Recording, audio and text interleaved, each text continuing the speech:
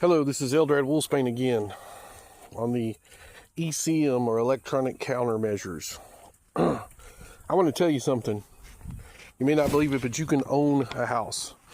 But let's talk about what we got going on. Rent, in most cases, is a money pit. Multiply your monthly rent times 12 for each month and see how much the landlord is getting.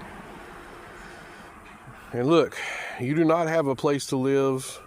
You do have a place to live out of the elements, but stop calling it your house or your place because it's not. It's owned by the landlord.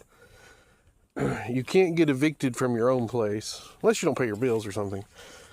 See, I also see that so many people can't make it with multiple jobs. Well, here's what I did. Find one job that pays more per hour than the multiple jobs I did. And it was a job that sucked.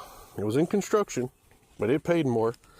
Also, if your area is too expensive, and I hear about this all the time, I see videos of people crying, move, get out of the area. If the rent is too high and the tax is too high, while young, get your hours in and pay off. Then as you get old, pay off and save, pay off stuff, then save, but as you get older, get comfortable. On that, once you get your economics control, try and find the ideal comfort life. My suggestion is 4 days a week or 4 tens, also known as heaven on earth. Do not work yourself to death. One thing is, look up and find cheap land out of the city limits. If the city or where you're living is too expensive, if it's just impossible, then move. Well, when you get looking out of the city limits, older houses or an unrestricted lot, check out the neighborhood. Make sure you're not going to a place you're going to get robbed. Check out the codes and restrictions to make sure you can do what you want to do. Avoid planned communities and homeowners associations. Get land that you can do what you want to do.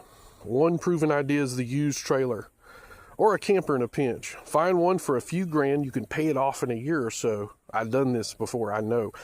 It's called a debt vehicle. Now, what you pay for a rent or note is now in your pocket.